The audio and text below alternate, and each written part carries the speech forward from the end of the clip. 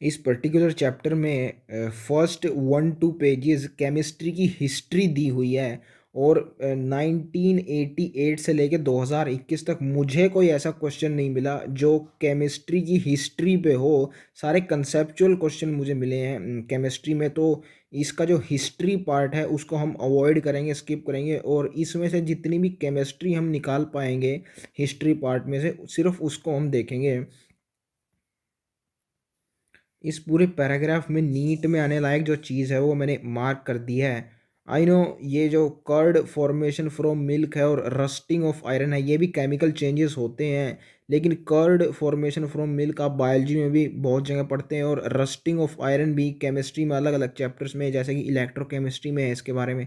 तो आप मोटा मोटा ये जानते हैं, ये बहुत जनरल चीज़ें हैं इसलिए मैंने इसको मार्क नहीं किया। यहाँ जो यूनिक चीज़ है वो पढ़िए, formation of vinegar from sugar cane juice on keeping for prolonged time। so गन्ने के जूस को हम ऐसे ही हवा में खुला छोड़ देते हैं कुछ टाइम के लिए तो उसका विनेगर बन जाता है, और विनेगर होता है एसिटिक एसिड। अब ये कैसे होता है इसके पीछे की साइंस समझिए। शुगर केन होता है सुक्रोज, और सुक्रोज में होते हैं ग्लूकोज एंड फ्रक्टोज, इन दो से मिलके बना होता है ये। बायोमोलिक्यूल्स चैप्टर में आप पढ़ते हैं क्लास 12 केमिस्ट्री कि ग्लूकोज और फ्रक्टोज इन दोनों में दो टाइप के फंक्शनल ग्रुप्स होते हैं, एल्कोहल्स और एल्डिहाइड, कीटोन भी बोल सकते हैं आप उसको। सो ये जब शुगर केन को हम एयर में रखते हैं कुछ टाइम के लिए तो एयर में एयर होती है ऑक्सीडाइजिंग एजेंट, तो ये ऑक्सीडाइज कर देती है शुगर केन जूस को। सो जितने भी अल्कोहल और एल्डिहाइड या कीटोन ग्रुप होते हैं ग्लूकोज और फ्रक्टोज में वो सब ऑक्सीडाइज हो जाते हैं into acid, and that's how vinegar is formed out of sugar cane juice. आगे डेवलपमेंटल हिस्ट्री ऑफ केमिस्ट्री है, इसमें बताया गया है कि आदमी ने केमिस्ट्री को इसलिए नहीं खोजना शुरू शुरू किया था ताकि उसे कुछ ज्ञान चाहिए था, कुछ ज्ञान की प्राप्ति करनी थी, ऐसा नहीं है। उसके पास दो लालच थे केमिस्ट्री को खोजने के लिए। पहला था कि उसे पारस का पत्थर मिल जाए जो जितने भी दूसरे मेटल्स हैं उनको गोल्ड में कन्वर्ट कर दे, और दूसरा लालच था कि उसे अमृत मिल जाए जिसे पी के वो अ, अमर हो जाए। तो ये दो लालच थे उसके सामने जिसने उसको प्रेरित किया केमिस्ट्री खोजने के लिए। ये कहानी काफ़ी अच्छी है, सुनने में बहुत बढ़िया लग रही है, लेकिन नीट में इस थ्योरटी हिस्टोरिकल पार्ट से आज तक पीवाईक्यू में कोई क्वेश्चन नहीं मिला, इसलिए हम इसमें ज़्यादा टाइम नहीं लगाएंगे। बहुत कम चांसेस है कि यहाँ से क्वेश्चन आएगा।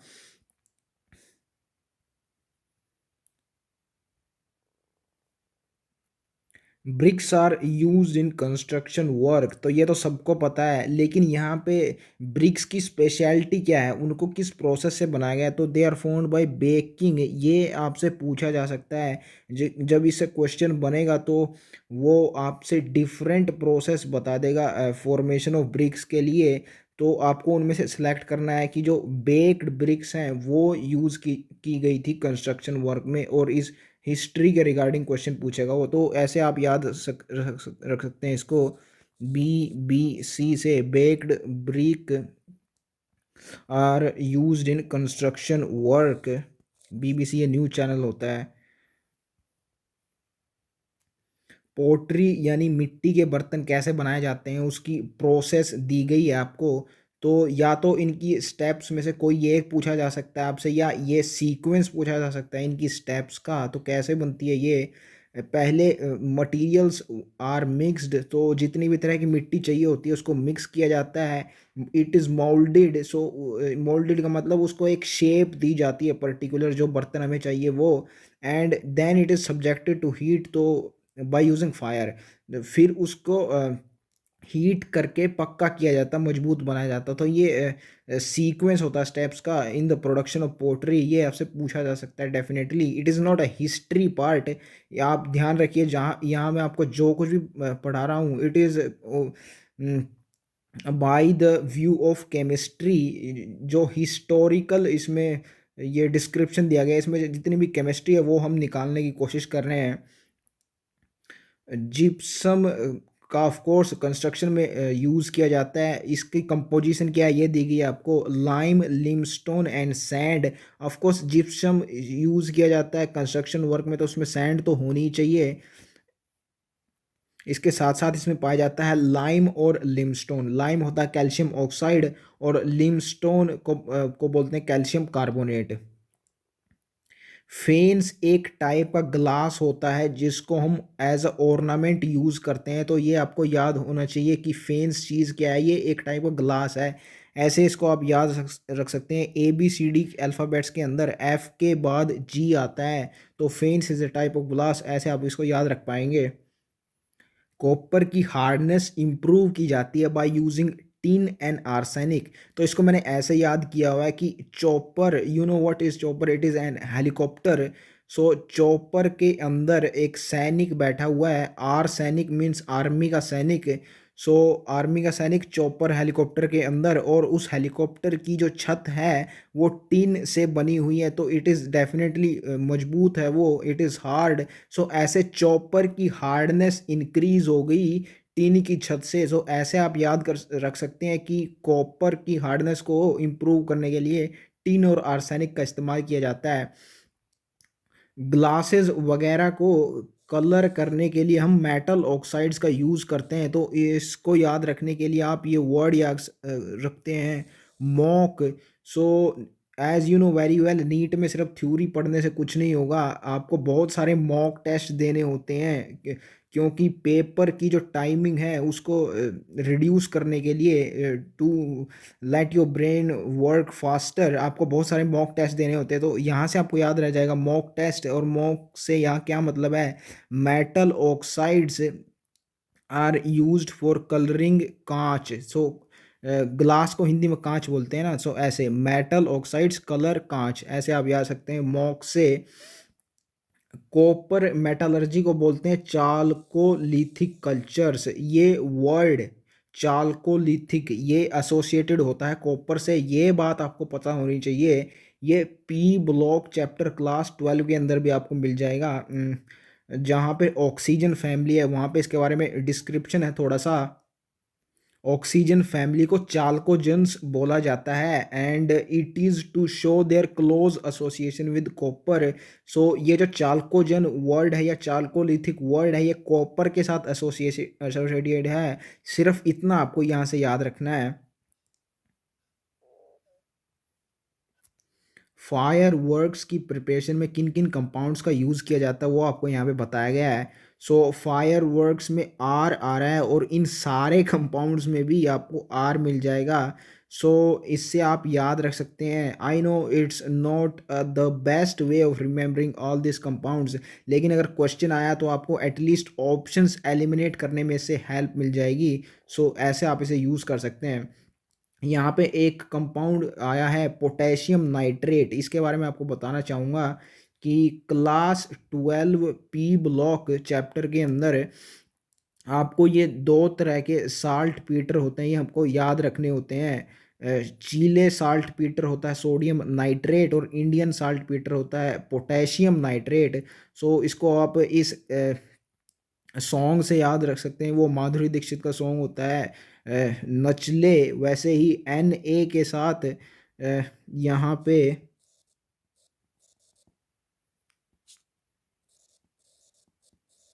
ऐसे आप इसे याद रख सकते हैं कि एन ए के साथ ये चीले जुड़ा होगा, तो दूसरा बचा इंडियन साल्टपेटर, वो पोटेशियम नाइट्रेट बचा, ऐसे अल्टरनेट वे से याद हो जाएगा। सो इस ट्रिक से आपको इन दोनों को याद रखना है, ये पी ब्लॉक में आपको मिल जाएंगे class 12। Mustard oil and alkalis are use for making soap. तो ये आपको केमिस्ट्री इन एवरीडे लाइफ में मिल जाएगा कि एल्कलीज यानी bases are used to make soaps, वहाँ आपको मिल जाएंगे सोडियम और पोटेशियम सोप्स। सो इनके बारे में आपको एक बात बताना चाहूँगा कि sodium potassium soaps are lighter than sodium soaps, ये आपको डिस्क्रिप्शन मिलेगा केमिस्ट्री इन एवरीडे लाइफ में। तो इसका रीज़न ये है कि आप जब आप एस ब्लॉक चैप्टर में जाएंगे तो आपको मिलेगा कि ये एक्सेप्शन होता है। सोडियम की डेंसिटी कम होती है पोटेशियम के बजाय, as we go down the group density ज़्यादा होनी चाहिए पोटेशियम की, लेकिन ये एक्सेप्शन होता है कि पोटेशियम की डेंसिटी कम होती है, it is lighter than sodium. So that's why potassium soaps are lighter than sodium soaps, ये उसका रीज़न हो गया उस चैप्टर में। तो ऐसे जुड़ी हुई होती है इन्फॉर्मेशन काफ़ी चैप्टर्स में, जो कि आपको हेल्प करती है थ्योरी को रिवाइज करने में और रिटेन करने में। तो यहाँ बोला है कि mustard oil is used for making soap, तो ऐसे एम से आप याद रख सकते हैं इसको, मस्टर्ड ऑयल को। ऑयल ऑफ इरांडा, ये तो नाम ही काफ़ी यूनिक है, तो ऐसे याद रह जाएगा। एंड सीड्स ऑफ महुआ, तो अभी हमने देखा मस्टर्ड एम से, तो ये महुआ भी याद रह जाएगा प्लांट। एंड कैल्शियम कार्बोनेट, सो ये जो कैल्शियम कार्बोनेट है ये आपको मिलेगा एस ब्लॉक के अंदर, लेकिन ये सीधे सीधे सोप बनाने में यूज़ नहीं होता। तो कैल्शियम कार्बोनेट के नाम से एक पैराग्राफ मिल जाएगा आपको एस ब्लॉक में, वहाँ इसके यूजेस दिए गए हैं। तो वहाँ पे कहीं भी मेंशन नहीं है कि ये सोप बनाने में यूज़ होता है, लेकिन हमको पता है कि जब कैल्शियम कार्बोनेट को हीट किया जाता है तो इससे बनता है कैल्शियम ऑक्साइड, जो कि एक बेस होता है, यानी कि एल्कली बेसिक ऑक्साइड होता है। तो उस कैल्शियम ऑक्साइड का यूज़ हम करते हैं सोप बनाने में। So calcium carbonate directly does not contribute in making soaps, इसका जब हीट करके कैल्शियम ऑक्साइड इससे बनता है, उसका हम इस्तेमाल करते हैं सोप बनाने में। तो ये एक इंटरेस्टिंग इन्फॉर्मेशन थी कैल्शियम कार्बोनेट के बारे में।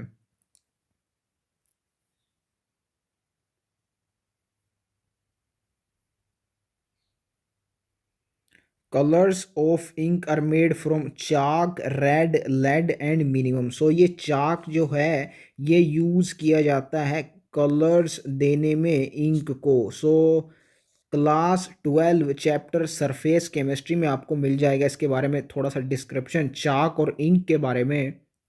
वहाँ पे आपको मिलेगा कि जब एक चाक स्टिक को इंक में डुबोया जाता है, तो जो सॉल्वेंट होता है इंक का, that is water, it gets absorbed inside the bulk of the chalk, and the colour of the solute, यानी colour of the ink, it gets absorbed on the surface of the chalk. So that's how the chalk can be made to use to give colour to the ink.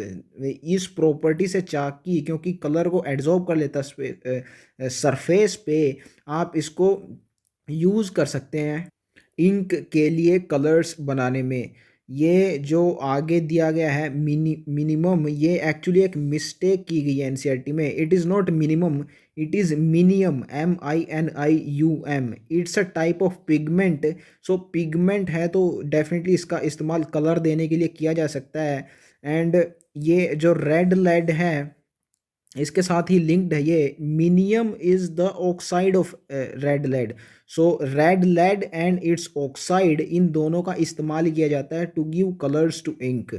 And अभी अभी हमने पढ़ा था, एक concept बनाया था अभी अभी हमने, कि metal oxides are used as colouring agent. So वही कंसेप्ट हमारा यहाँ यूज़ हो गया, red lead and its oxide. Lead oxide minium, ये एक पिगमेंट होता है लेड ऑक्साइड मिनियम, इसका इस्तेमाल हम करते हैं कलर्स देने में। तो हमारा कंसेप्ट यूज़ हो गया यहाँ पे मेटल ऑक्साइड्स का।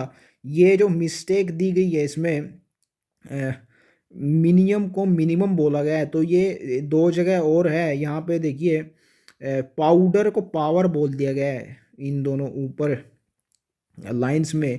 तो it is not the first time ये जो मिस्टेक की गई है। तो मुझे लगता है कि एक ये भी रीज़न हो सकता है कि स्टूडेंट्स इसको पढ़ने से कतराते होंगे कि इसमें इतनी सारी मिस्टेक हैं, इससे कौन एग्जामिनर क्वेश्चन सेलेक्ट कर सकेगा। तो ऐसा सोच के शायद एस्पिरेंट्स इसको छोड़ देते होंगे, लेकिन हमको ऐसा नहीं करना है। We have to take use of it, और इसमें जितना सा भी केमिस्ट्री का पार्ट है हमें डेफिनेटली उतना तो पढ़ ही लेना चाहिए। Extreme reduction of particle size, इसको नैनो टेक्नोलॉजी बोलते हैं, नैनो मीन्स स्मॉल। सो ये आपको पता होना चाहिए नैनो टेक्नोलॉजी की definition. It is not a history part, chemistry का ही हिस्सा है ये। So this was all about the chemistry part of this history. आप मुझे कमेंट करके बता सकते हैं कि इसमें अगर आपको कुछ इसके अलावा भी ऐसा दिखा हो जो नीट में आने लायक और मैंने कवर ना किया हो, तो प्लीज़ आप मुझे कमेंट करके बता सकते हैं। आगे केमिस्ट्री की एक डेफिनेशन दी गई है, जो कि उसके बारे में मैं ऐसा नहीं बोलूँगा कि नीट में आने के बहुत ज़्यादा चांसेस हैं, लेकिन एटलीस्ट इससे आपको केमिस्ट्री का एक ओवरव्यू मिल जाता है कि केमिस्ट्री में आखिर हम पढ़ते क्या हैं। Chemistry deals with composition, structure, properties, and interaction of matter, and these aspects can be understood in terms of basic constituents of matter that are atoms and molecules. So atoms और molecules की help से हम कैसे इन characteristics को समझ सकते हैं chemistry के, आइए जानने की कोशिश करते हैं। कंपोजिशन ऑफ मैटर, कि मैटर किन किन एलिमेंट से मिलकर बना होता है, तो ये हमें तभी पता चलेगा जब हम ये जानेंगे कि मैटर के अंदर कौन कौन से एटम्स हैं, तो तभी हम जान पाएंगे कि किन किन एलिमेंट से मिलकर बना है, तो उस इससे हम कंपोजिशन पता लगा पाएंगे मैटर की। स्ट्रक्चर ऑफ मैटर, कि मैटर में जो मॉलिक्यूल्स हैं वो बहुत क्लोज क्लोज हैं या उनका थोड़ा डिस्टेंस पे हैं या बहुत ज़्यादा दूर दूर डिस्टेंस पे हैं मॉलिक्यूल्स, तभी हम जान पाएंगे कि मैटर कैसा है, सॉलिड लिक्विड है या गैस है। तो उसकी स्ट्रक्चर का भी इससे ही पता लगेगा। तो अगेन मॉलिक्यूल्स का यूज़ हो गया। Properties of matter, whether the matter is ductile और it is brittle और lustrous, और इनकी कैसी प्रॉपर्टी है मैटर की, ये हम तभी पता लगा पाएंगे कि ये जान के कि जो मैटर है वो मेटल है या नॉन मेटल है, यानी उसमें किस टाइप के एटम्स हैं, ये तभी हम जान पाएंगे उसके बारे में, प्रॉपर्टीज़ के बारे में। और लास्ट बचा interaction of matter. Interaction means reactions. So reactions का तो पता ही है कि जो रिएक्शंस में पार्ट लेने वाले बेसिक थिंग्स होती हैं वो एटम्स और मॉलिक्यूल्स ही होते हैं, यही रिएक्शंस में पार्ट लेते हैं। तो अगेन इनका यूज़ हो गया। So that is why chemistry is called the science of atoms और मॉलिक्यूल्स, क्योंकि यही वो चीज़ें होती हैं एटम्स और मॉलिक्यूल जिनकी हेल्प से केमिस्ट्री के जितने भी सारे कैरेक्टरिस्टिक्स हैं वो हम समझ पाते हैं। सो इन्हीं को डेडिकेट किया गया केमिस्ट्री में सारे फिनोमेनाज और प्रोसेसेस को समझने के लिए। Cisplatin and Taxol are effective in cancer therapy। सो सी से कैंसर एंड सी से सिस्प्लैटिन एंड टैक्सोल, इससे आप याद रख सकते हैं। आगे है azidothymidine A Z T is used for helping AIDS patient. So A से A Z T and A से एड्स, ऐसे आप इन दोनों डिजीज़ की ड्रग्स को याद रख सकते हैं। Safer alternatives to environmental hazardous refrigerants like CFC should be made and scientist have made them. So इस लाइन से क्वेश्चन आ सकता नहीं है, आ चुका है इन एंटी अभ्यास ऐप। सो उसमें क्वेश्चन कुछ ऐसा था कि जो एनवायरमेंटली हजार्डस रेफ्रिजरेंट होते हैं क्लोरोफ्लोरोकार्बन, इनके अल्टरनेटिव्स साइंटिस्ट ने बना लिए हैं। तो आपको ऑप्शंस दिए थे, आपको सेलेक्ट करना था कि कौन सा अल्टरनेटिव हो सकता है। सो जो क्लोरोफ्लोरोकार्बन में जो एक चीज़ होती है जो ओजोन डिप्लेशन का सबसे बड़ा कारण होती है, या फिर मैं कहूँ एकमात्र कारण होती है, वो क्लोरीन होता है। सो क्लोरीन की जगह अगर कोई और आ जाए तो ये एनवायरमेंटली हजार्डस नहीं रहेगा और ओजोन को डिप्लीट नहीं करेगा। तो उनमें से एक ऑप्शंस में था हाइड्रोफ्लोरोकार्बन, तो वो आपको चूज़ करना था। तो ऐसे इस लाइन से क्वेश्चन आ चुका है, and I will definitely include that when we'll practice anti अभ्यास question and PYQ questions on this chapter.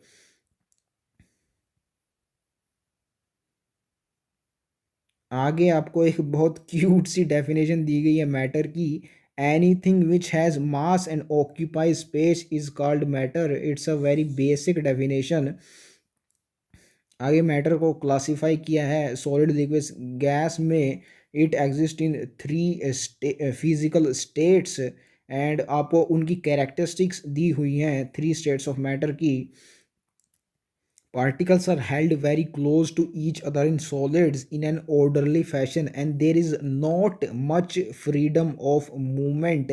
सो ये जो आपको प्रॉपर्टी बताई गई है, इसके हिसाब से कैरेक्टरिस्टिक्स बनेगी सॉलिड्स की। हम इन तीनों की एक साथ देख लेंगे। आगे लिक्विड के लिए देखते हैं। In liquids particles are close to each other but they can move around. Solid से ज़्यादा दूरी होती है एटम्स या मॉलिक्यूल्स के बीच इन लिक्विड, सो ये मूव कर सकते हैं, इनमें इतनी दूरी पाई जाती है। जबकि सॉलिड्स में मॉलिक्यूल्स और atoms are fixed about their equilibrium position and there is not any freedom of movement. और in gases particles are far apart और मूवमेंट इजी होती है और फास्ट होती है। सो इन तीनों प्रॉपर्टीज़ के हिसाब से सॉलिड, लिक्विड और गैस की क्या कैरेक्टरिस्टिक्स होती हैं वो आपको बताई गई हैं। सो सॉलिड्स में डेफिनेट वॉल्यूम और डेफिनेट शेप होती है, क्योंकि atoms are very close and move करने की कोई जगह नहीं होती है, इसलिए शेप और वॉल्यूम दोनों डेफिनेट होती हैं। लिक्विड्स के अंदर वॉल्यूम तो डेफिनेट होती है लेकिन शेप डेफिनेट नहीं होती। Shape they take the shape of the container in which they are placed, so it will, this feature will be compared with that of gases। हम देखेंगे क्या डिफरेंस और क्या सिमिलैरिटी है इन दोनों के बीच में।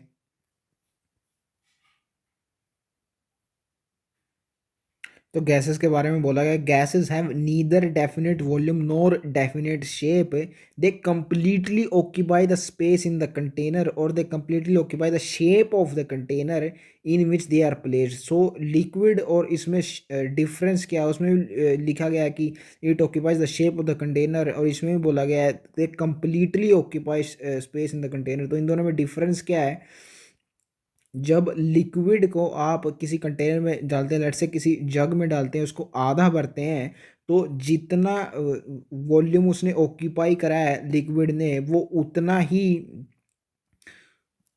शेप गेन करेगा उस जग की। But this is not the case with gases. Gas को अगर आप आधा भरते हैं किसी कंटेनर में, even then they completely occupy that container, और each and every corner of container में आपको गैस मिलेगी। ये डिफरेंस होता है लिक्विड और गैसेज में, when we say they occupy the shape of the container in which they are poured।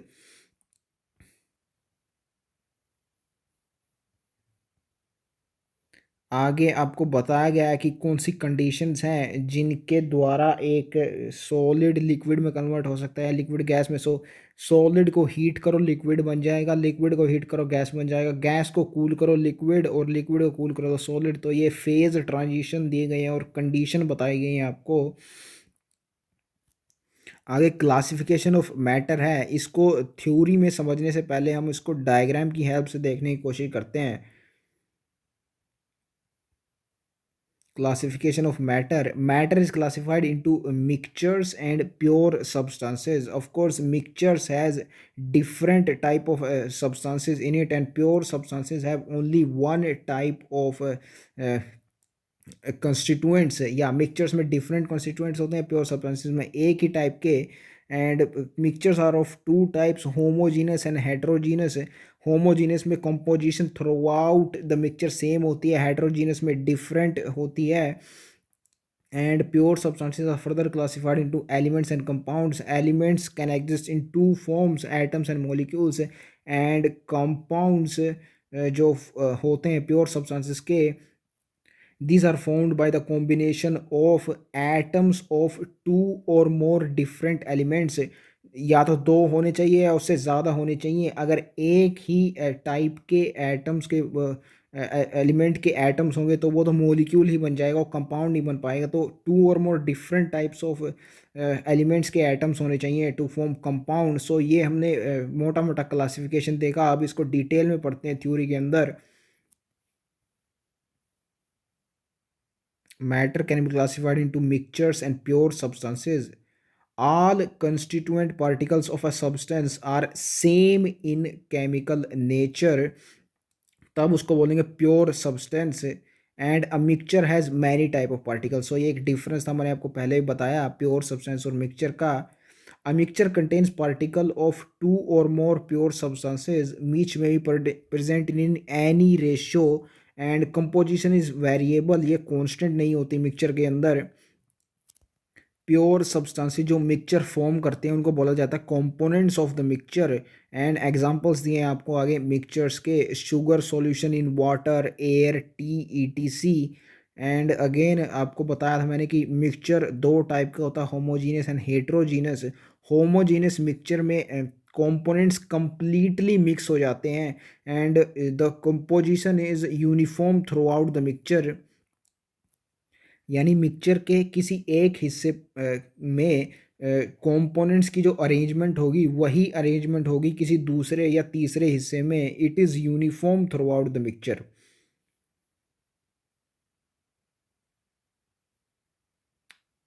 And its composition is uniform throughout. Composition is nothing but the distribution of components. इसी को composition बोलते हैं.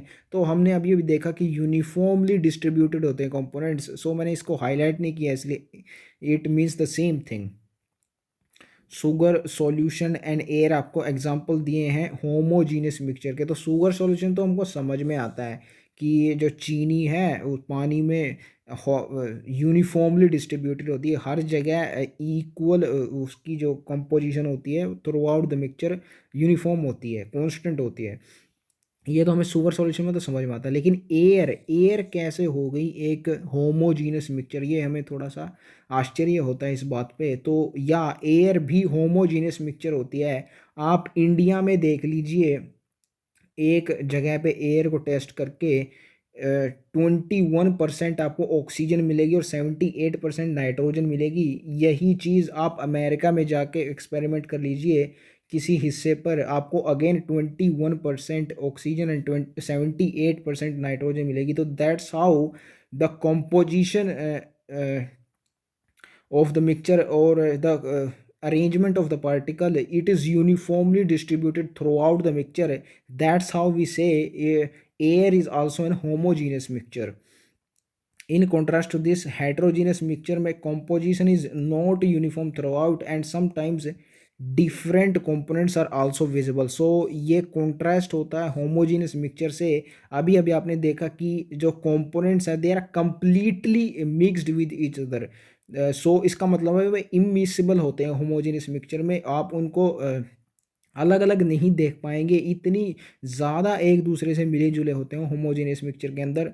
लेकिन heterogeneous में आपको बताया गया है कि डिफरेंट कंपोनेंट्स आर विजिबल. आप देख के बता सकते हैं अलग अलग कंपोनेंट्स को. They are not completely mixed with each other. For example mixtures of salt and sugar, grains and pulses along with some dirt are examples of heterogeneous mixture. So चीनी के अंदर नमक और दालों में जो कंकड़ पत्थर वगैरह होते हैं, ये आपको एग्जांपल देंगे हेट्रोजीनियस मिक्सचर के. इसमें डिफरेंट कंपोनेंट्स को आप देख के बता सकते हैं और इनकी कंपोजिशन भी यूनिफॉर्म नहीं होती. अलग अलग हिस्सों में अलग अलग प्रोपोर्शन होता है मिक्सचर्स का, जो कंपोनेंट्स होते हैं मिक्सचर्स के उनका.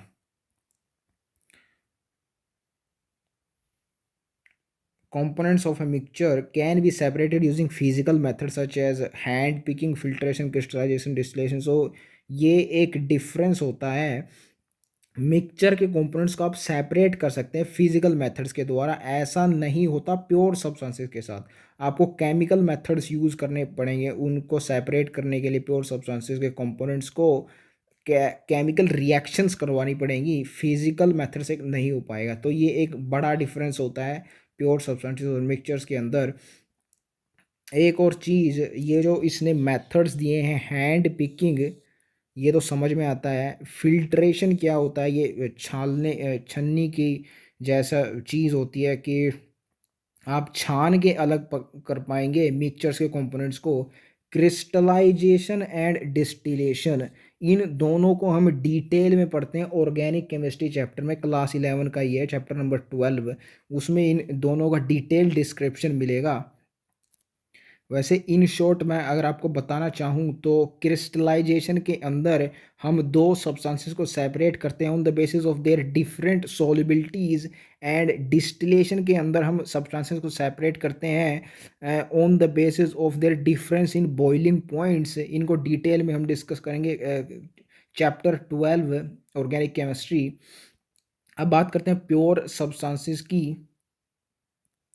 सो these are apparently different from mixtures. हमने मिक्सचर्स में देखा था कि कंपोजिशन उसकी वेरिएबल होती है और यहाँ बोला गया है कि कंस्टिट्यूएंट पार्टिकल्स की कंपोजिशन फिक्स्ड होती है. सो एक ये डिफरेंस हो गया मिक्सचर से एंड आपको प्योर सब्सटेंस के एग्जांपल दिए हैं copper, silver, gold, water and glucose. आप इनफाइनाइट नंबर ऑफ एग्जांपल दे सकते हैं प्योर सब्सटेंसेस के। its constituents cannot be separated by physical methods as I have told you earlier। इसके लिए आपको केमिकल रिएक्शंस करना होगा प्योर सब्सटेंसेस के कंपोनेंट्स को सेपरेट करने के लिए।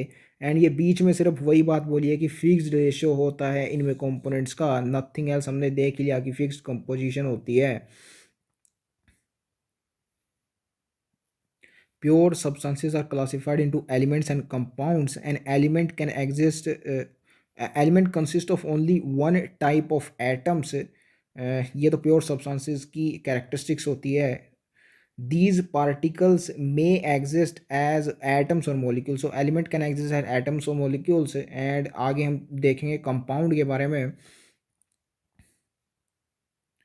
Sodium, copper, silver, hydrogen, oxygen are examples of elements. लेकिन इनमें से सोडियम और कॉपर इनमें एटम्स होते हैं कॉन्स्टिट्यूएंट्स, और हाइड्रोजन, नाइट्रोजन, ऑक्सीजन इनमें मॉलिक्यूल्स होते हैं कॉन्स्टिट्यूएंट्स।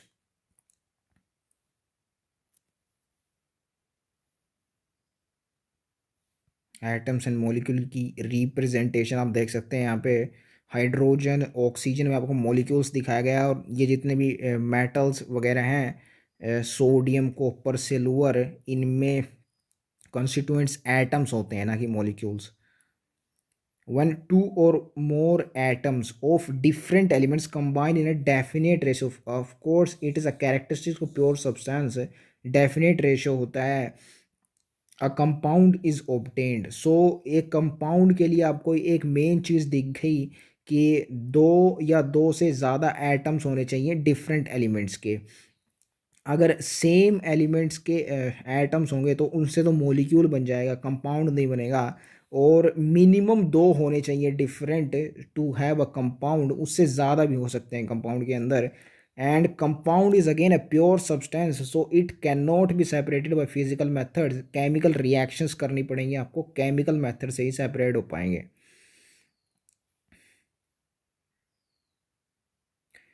एक और इंटरेस्टिंग चीज़ है कंपाउंड के बारे में, the properties of a compound are different from its constituent elements. और एक बहुत ही बेहतरीन एग्जांपल देख के आपको बताया गया है कि हाइड्रोजन और ऑक्सीजन के कॉम्बिनेशन से बनता है water, and hydrogen Burns with a pop sound. इसका जो मेन मतलब आपको बताने का ये है कि हाइड्रोजन जलता है, ये जलने वाला होता है, इसकी प्रॉपर्टी बर्न करने की होती है, burns with a pop sound. And oxygen is a supporter of combustion. Main चीज़ होती है भाई कम्बशन की ऑक्सीजन, तो ऑक्सीजन की प्रेजेंस में ही कम्बशन होता है।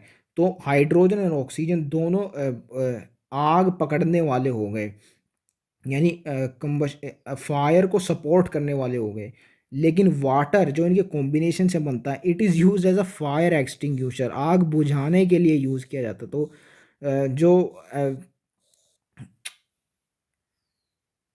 या जो कॉन्स्टिट्यूएंट एलिमेंट्स होते हैं जिनसे मिलकर कंपाउंड बना होता है, उनकी प्रॉपर्टी ड्रास्टिकली डिफरेंट हो सकती है from the compound they are forming. Because ऐसा क्यों होता है? क्योंकि केमिकल रिएक्शन हो रही है उन दोनों कॉन्स्टिट्यूएंट के बीच में, उनकी प्रॉपर्टीज़ बिल्कुल डिफरेंट हो जाती हैं केमिकल रिएक्शन होने के कारण।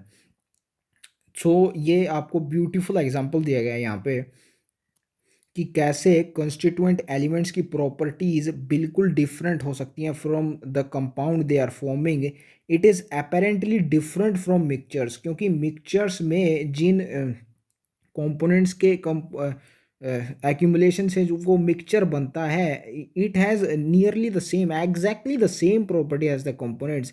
क्योंकि मिक्सचर में सिर्फ एक्यूमुलेशन हो गया है सब्सटेंसेस का, उसमें कोई केमिकल रिएक्शन नहीं हुई जिसकी वजह से मिक्सचर की और कंपोनेंट्स की प्रॉपर्टीज़ डिफरेंट हो जाएंगी। सो ये भी एक बड़ा डिफरेंस हो जाता है between pure substances and mixtures.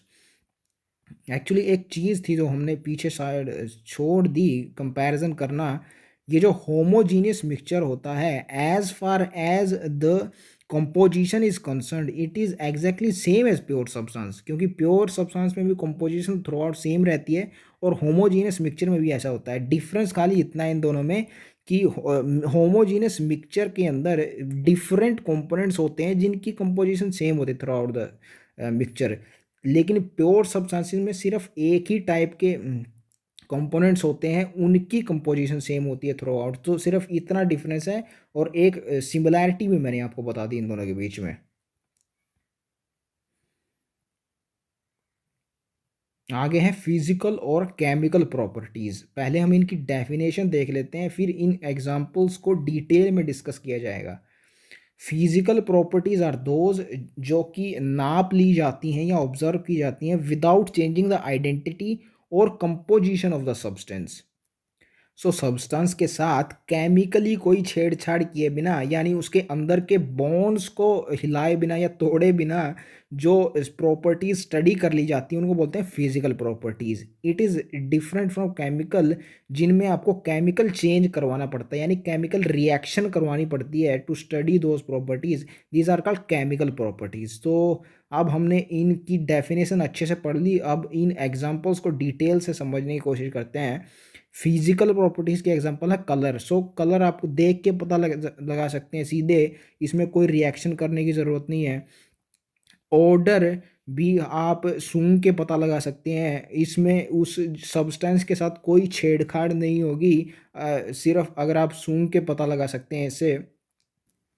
आगे मेल्टिंग पॉइंट और बॉइलिंग पॉइंट वगैरह हैं, तो इनके लिए थर्मोमीटर ईटीसी ऐसे कोई इंस्ट्रूमेंट्स होते हैं जिससे हम मेल्टिंग और बॉइलिंग पॉइंट पता लगा सकते हैं। तो इनके लिए भी केमिकल चेंज करने की कोई ज़रूरत नहीं है सब्सटेंस में। आगे डेंसिटी है, तो आप सीधे सीधे तौल के मास पता लगा सकते हैं सब्सटेंस का, और वॉल्यूम को नापने के लिए भी इंस्ट्रूमेंट्स होते हैं। तो इन दोनों की मदद से आप मास को वॉल्यूम से डिवाइड कर दीजिएगा, आपके पास डेंसिटी आ जाएगा। सीधे सीधे डेंसिटी मापने का शायद कोई इंस्ट्रूमेंट नहीं हो हमारे पास, लेकिन मास और वॉल्यूम के द्वारा हम डेंसिटी पता लगा सकते हैं। तो अगेन डेंसिटी के लिए भी हमें कोई केमिकल चेंज नहीं करना पड़ा। That's how these are physical properties. अब केमिकल देख लेते हैं। कंपोजिशन हो गई, किसी भी सब्सटेंस की कंपोजिशन को जानने के लिए लेट्स से हम एग्जांपल लेते हैं वाटर का।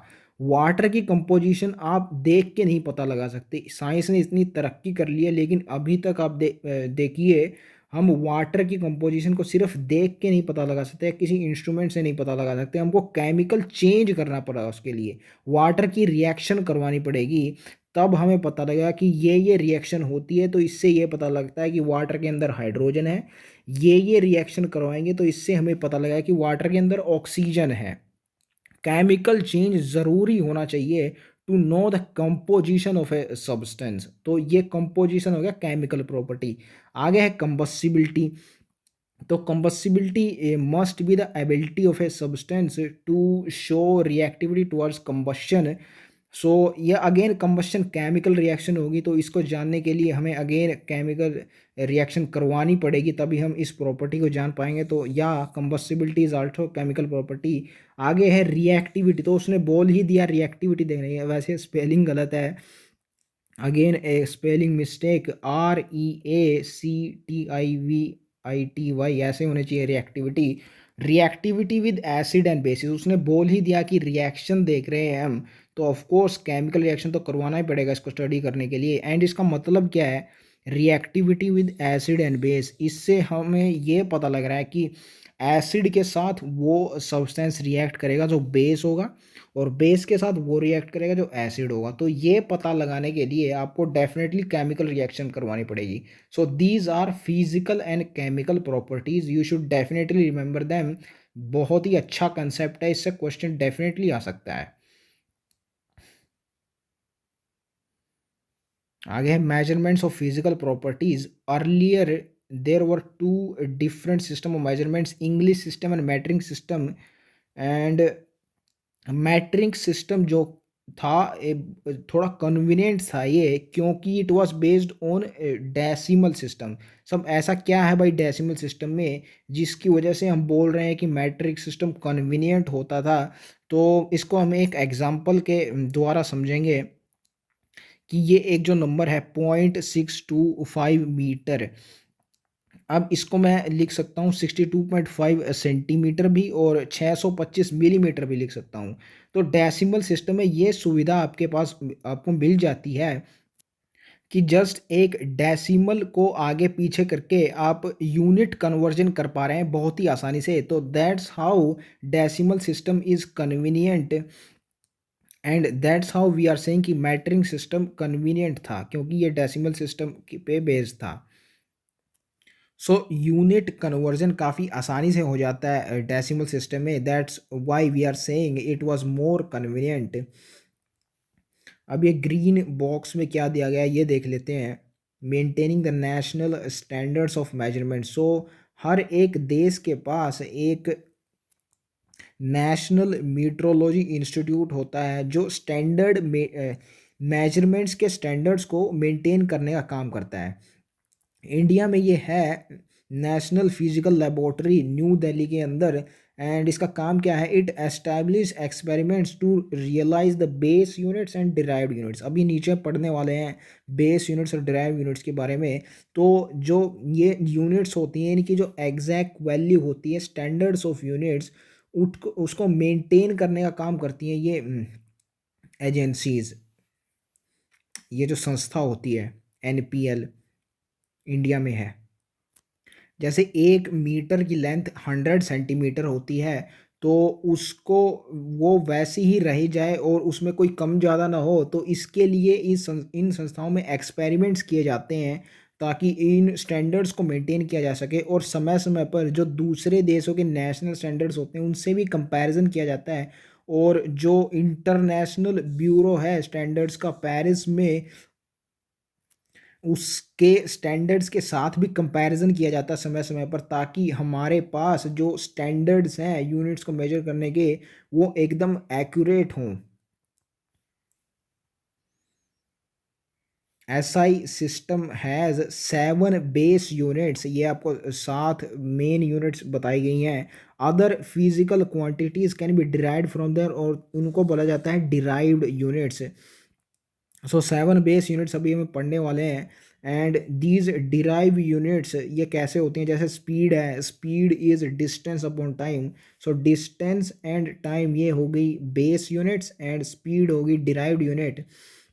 Volume is again cube of length and density is mass upon volume. So these are derived units, these are derived from the base units, that's why we call them derived units. ये 7 आपको base units दिख जाएंगी। आपको symbol भी पता होना चाहिए इनका, और नेम क्या है of course, and symbol for the SI unit, symbol for the quantity, symbol for the SI unit. Length, mass, length is small L, mass is small M, time is small T, electric current is capital I, thermodynamic temperature is capital T, amount to substance mole is small n, and luminous intensity ये I V नहीं है दोस्तों, ये I nu है। Nu means frequency, it is I new.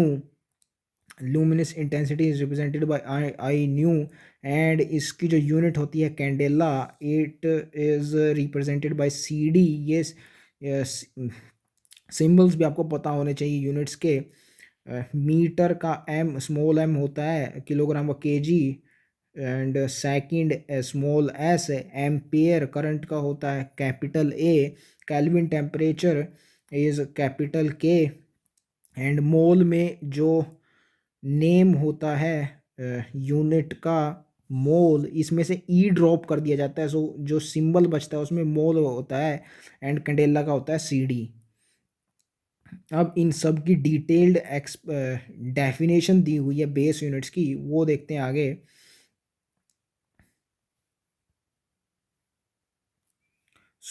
इस chapter में इस table के नीचे कोई डिस्क्रिप्शन नहीं है, लेकिन यूनिट्स एंड मेजरमेंट चैप्टर में ये सेम एग्जैक्टली सेम टेबल आपको मिल जाएगा।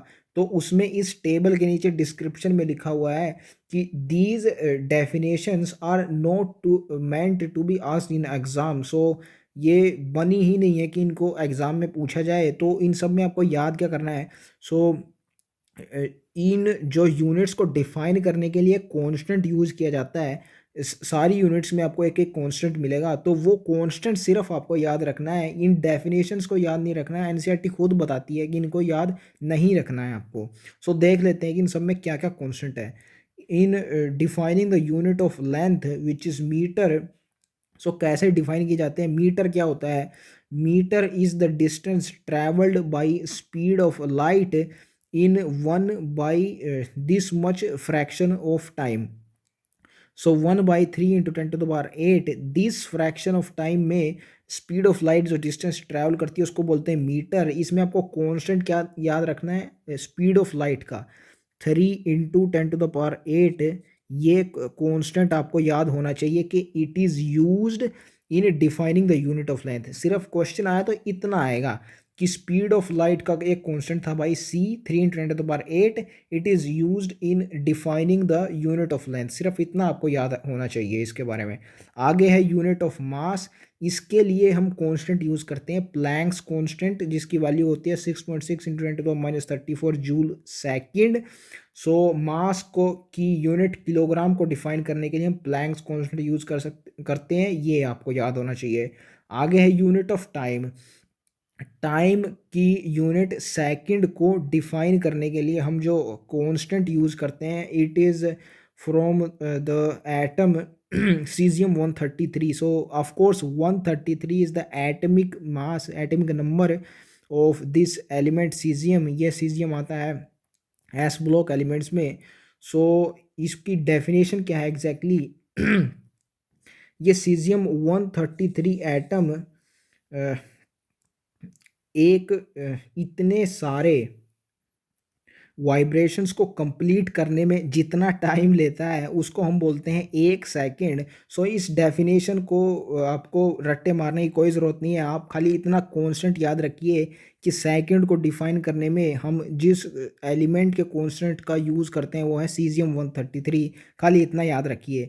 Unit of electric current is ampere and it is defined using the fundamental value of charge, it is 1.6 × 10⁻19 coulomb. So ये आपको याद करना है एम्पेयर के लिए, इन defining ampere.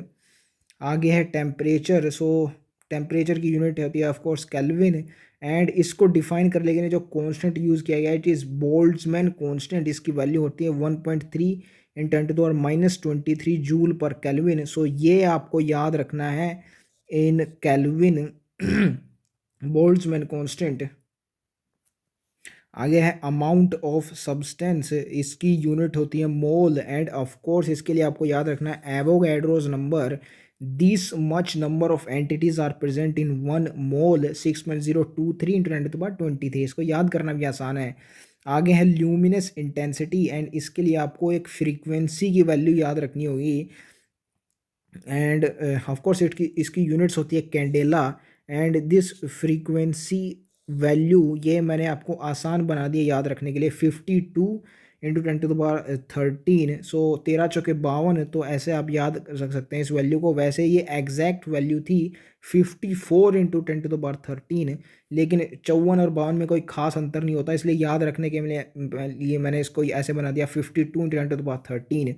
So these are the things that you need to remember from this table. Nothing else should be revised by you as it is stated by the NCERT itself. ये definition पूछे जाने की नहीं है किसी भी exam के अंदर। So